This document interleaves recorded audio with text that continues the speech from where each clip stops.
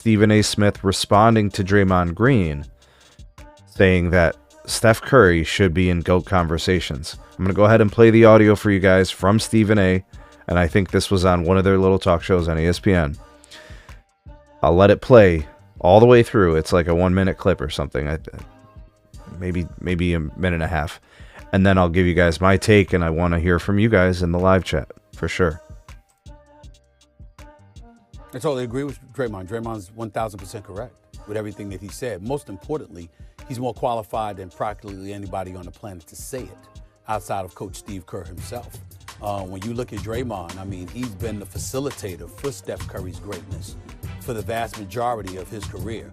So much so that Steph Curry, that's the one untouchable commodity in Steph Curry's eyes. We've heard the Golden State Warriors entertaining a lot of things, changes that need to be made. Who's going to stay? Who's going to go? It was the outside world talking about Draymond. Nobody at Golden State ever mentioned that. You know why? Because that was unthinkable when it came to Steph Curry. Steph Curry knows what Draymond Green means to him and vice versa. And so when Draymond speaks about Steph Curry, we have to listen. When J.R. Smith talks about Matthew Dellavedova needing to go to a hospital to get oxygen because of chasing Steph Curry around, we got to listen to that. When you see that you're guarding him by committee because everybody has their head on a swivel collectively because he's such an extraordinary marksman that you literally have to know where he is at all times. And you not only have to know where he is, Steph Curry is a person that we talk about and we throw out this cliche, pick him up at half court. But even when we say that, you know, Eminem, Joe, you might be about 10 feet back or something like that. No, with Steph Curry, you literally are picking him up at half court because this brother can pull up from 40. This is who he is. And so when you see that and you see his movement without the basketball and the constant iteration of that movement, the way that it just seems nonstop, okay? When Draymond says that stuff, being familiar with international competition as well as NBA competition, you have to take him at his word and consider him, an expert on this particular subject. We're in no position to disagree with Draymond. All right, so that's the clip from Stephen A. Smith responding to Draymond Green, saying that Steph should be in the GOAT conversation. And look, maybe I missed part of it. Maybe there's some important component, some background I don't know about. But let's just start first with the credibility of Draymond Green. Draymond Green is a fantastic player. He's a very good defender. He is a champion. What did they win in Golden State? Did they win, 3 chips? 4 chips? I mean, that's not really what is being questioned here. It's not a question of his credibility. I think Draymond Green has credibility, but Draymond Green is also known as a loudmouth. Draymond Green is known for, just talking a lot of smiggity smack, right? That's his MO. He's in front of hot mics all the time. He talks on his own podcast, his own shows. And I think most importantly, Draymond Green is Steph's teammate. You know what I mean? So see, we'll get to that in a second. He's his teammate, and he's been riding with him for the entire trip. And Draymond Green owes everything to Steph Curry. Draymond Green is nothing without Steph Curry, and we have proof of that because there was a season where Steph missed like 60 games or something like that a few years ago, and Draymond Green was like useless. He was constantly getting ejected from games. He wasn't able to score. They were losing 4 or 5 games a week as a team, and he wasn't doing anything to change that. So he owes everything to Steph. Draymond Green's earning potential is attached to Steph Curry. Draymond Green's legacy is connected to Steph Curry. Draymond is literally just another guy without Steph Curry. We're not even having this conversation of who's talking about Steph in this instance. If it wasn't for Steph doing all that winning and carrying all of that responsibility and being the face of the franchise through that entire era of dominance for the Warriors. So we got to make sure we get that out of the way. Draymond Green has a dog in the fight. It's not like it's somebody on the outside looking in. No, it's somebody from within who's very close to Steph, who's very loyal to Steph.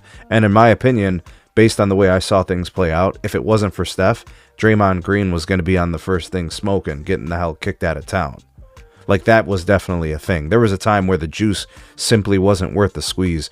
Draymond was getting ejected. He was getting KD run out of town. All these problems internally. He punched his teammate in the face and knocked him out cold with a cheap shot in practice. Like, Draymond Green is all those things. And if not for Steph, I don't think he stands to last in Golden State. I really do believe that Steve Kerr wanted him gone at a couple of points. And I don't think that's crazy to say. You know, Siova says Draymond was dog water with no Steph. That we saw it. We saw dozens and dozens of games where Draymond Green was literally useless. Offensively, nothing. Defensively, normal, regular, just another guy. Everything for Draymond Green is built on the foundation that Steph was able to provide the ecosystem for him to thrive and look better than he actually is. You know, and same thing, Clay and KD, all of them, part of that whole era, really, he was just along for the ride. He was a bus rider, right? Siova says donkey backpack and his forays incredible. Well, because he wasn't the reason they're winning. He was just a part of the team. You know, no different than Shane Battier for the Miami Heat. No different than Mike Miller for the Miami Heat. No different than Mario Chalmers for the Miami Heat all those years with the Heatles. Maybe Draymond was more important defensively, but Draymond's not Chris Bosh. He's no Dwayne Wade. You know, nothing like that. So, yeah, and I agree, Siova. I do think a lot of that was happening during the era when Draymond was without Steph that season. I think he would crash out, so he would be ejected because he didn't want to sit there and hold all those L's and look like a clown, like he couldn't do anything to change outcomes of games. You know, just a regular dude. You know, and that's the thing. In the NBA, you got to be good at more than one thing. If you're good at one thing, you're one-dimensional. So Draymond's good at defense. Cool. Lots of guys are good at defense. But you got to be able to do more in order to help your team win. I don't know if he's ever been able to do much more, right? Like, he kind of facilitates the offense. He makes the first pass, but I mean, Lamar Odom did that too, and we know Lamar Odom ended up in brothels half dead. Like, you know what I'm saying? Like, I don't know just where to place Draymond Green in this pantheon of great players. I don't see how he fits, you know. But anyways, neither here nor there. We don't want to drag this on too much. But just what Stephen A. said, he was talking about how, you know, Steph needs to be picked up from 40. And, you know, Steph is a marksman. You know, Steph's going to end his career with the 3-point records up the wazoo. 3-point attempts, 3-point makes, 3-point percentage.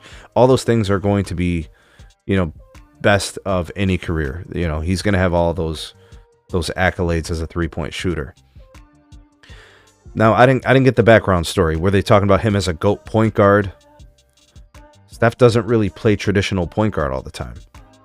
You know, he's a guard, clearly, but he doesn't run the point guard in the traditional sense. A lot of times he's not the one initiating the offense. He's off the ball. So I don't know where I stack him up compared to the standard position of point guard. If we're going to look at this from positionless basketball, then that makes this conversation a lot easier. Just as a guard, right? Just as a player. The GOAT?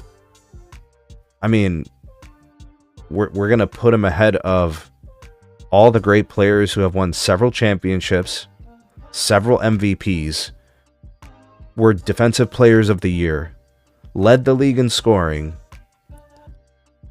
you know, averaged 30 points a game for several seasons. And we're going to say that Steph's ahead of them? What does he mean by GOAT? Like, Steph's not better than certain players in his own era. How could he be the GOAT if he wasn't even better than his contemporaries? He was clearly a top player. You know, you look at the all-star considerations, you look at his scoring average, you look at his ability to dish out dimes, and, you know, he's very nice with the pill. The thing about Steph is, before Steph became this version of Steph, which was like off the ball, a lot of action, getting free off the screen, he was actually playing a lot of actual point guard, where when he was averaging like 7.5, 8 assists a game, you know, and he had to play the point of attack defense, and he was kind of like a traditional point guard for a while. And then Steve Kerr and kind of like with Klay Thompson and Draymond and the system that they put together, it pulled Steph off the ball. So as a traditional point guard, I mean, I saw amazing point guards play. And then I've watched, obviously, old footage of some greats that predate my time, my era, right? So some of the guys I think of, some of the great point guards of all time. You know, more recently, some great ones that I saw play. Obviously, you know, we can't overlook Russell Westbrook's triple-double averages. Like, that was a great time for the NBA to celebrate triple-doubles as an average, right? I think maybe Russ did that a couple of seasons, right? So he was a great point guard. Not saying he's better than Steph, just saying he was a great point guard. Derrick Rose was a great point guard. He won an MVP award. If not for injuries, the conversations about Derrick Rose are probably very different. Maybe he ends up competing for championships if the team stays together and constructed well. And, you know, like I said, the injuries aren't really, you know, the thing that derails his career. And then, you know, there's other point guards too. You know, people talk about Paul as a great point guard. The duration of time he's played, his ability to defend, his ability as a passer. You know, you look at some of his career achievements, you know, like he's in the conversation of great point guards of the last 20 years. So I'm just speaking of some of the more recent ones, 20, 25 years. But, you know, do we consider Allen Iverson a point guard? People call him a shooting guard, so kind of leave that out of here. But then, like, the point guards of, like, say, for example, Magic Johnson as a point guard, like one of the most special players the NBA has ever seen, responsible for ushering in the Showtime Lakers, regarded as one of the best teams ever, one of the most exciting teams to ever watch. You know, I don't want to overlook Magic Johnson. He's probably a better point guard than Steph is as a traditional point guard. But I think there's some other guys too. I think Oscar Robertson deserves consideration. Too many people overlook some of the older players just because they don't watch. There's footage. You can go and watch these guys. Are we going to pretend like Isaiah Thomas? And I'm not talking about the guy who played for the Celtics and like busted up his hips and got kicked off of the Cavs when LeBron didn't want him anymore. I'm talking about the real Isaiah Thomas, the Detroit Pistons Isaiah Thomas, who was a great point guard in his time. A good defender, a fierce competitor, a very good scorer, could deliver the rock, right, as a traditional point guard with assists. There have been amazing point guards. So I'm not just going to catapult Steph Curry in front of those guys because, you know, people are enamored by him hitting threes from 35 feet. A 35-foot three is worth 3 points. A 25-foot three is worth 3 points. It does not matter where you hit the three from. It is 3 points. And Steph is not above reproach. He has been very turnover prone throughout a large duration of his career. Hell, I remember when he was playing point guard and he would make bonehead plays and Mark Jackson used to bench him before the Steve Kerr era. And I've seen games where Steph has been completely iced out and locked down by defenders. And when the shot isn't falling, he wasn't impacting the game. Steph is not above reproach and deserves scrutiny just like any other player. To regard him as the GOAT of anything is actually irresponsible. Steph Curry is a great player. He is not in the GOAT conversation, in my opinion. He's not better than 10 other centers that I can name. He's not better than 5 or 10 others I could think of. Steph Curry is a great player. He's an all-time great player, and I get it. The three-point stuff is amazing. But, like, are we not going to pretend like his defense has been pedestrian? Like, some of the best players of all time were playing both sides of the ball elite. Steph was never an elite defender. Steph's career is broken down into two phases. The early part where he played a lot of traditional point guard, and then off the ball for mostly the entirety after that point. Steova's got Steph right next to Magic, which puts him in elite company. So you guys have him as the second best point guard of all time. I don't know how many guys you could put ahead of Magic Johnson. Magic Johnson was pretty amazing. You know, people forget that Magic Johnson came into the league and started winning championships. I know he had good teammates. I get it. but he still won them. In fact, he hit game-winning shots in the NBA Finals against the Celtics. People forget about that running skyhook. People forget that the Kareem got injured and wasn't available for games. I forget which game number it was. Maybe game 5 or 6. Like Magic Johnson, there's a reason why people regard him as the best point guard of all time, because he was the best point guard they had ever seen play the game. So Steph's in the conversation of great point guards. But I'm not just going to say he's better than Magic. I think Magic was a better passer. I think there was a time for a while where people regarded Magic as a fantastic scorer, an elite scorer, when he had to do more of the scoring, you know. And then he just, you know, that era from like, I think he was drafted in 79, 80 or something. That era of the 80s, Magic was single-handedly responsible for the ascension of the NBA. It was him, it was Bird, followed by, you know, the Pistons and the Bulls and that whole era. Steph kind of has that panache, though. He had that same effect, too. Like, if you look at the last 15 years of the NBA, Steph left his imprint. I get why people got Steph as an all-time great, and why they put him in the conversation as, you know, the greatest point guard of all time. Like, footage is there. We watched the finals. We watched him win championships. We watched what he did to the game. He revolutionized it in a different way. Magic was as a traditional passing guard. Steph was as a three-point assassin. Scary. And it's true. Some of the stuff that, you know, Stephen A said, you do have to pick him up basically when he crosses half court. It's true, because he's looking to score, you know, as soon as he crosses the timeline. And you got to track him, you know. I just don't know if he's the GOAT. And I don't know if he belongs in the GOAT of all-time players. You know, he's not better than Magic.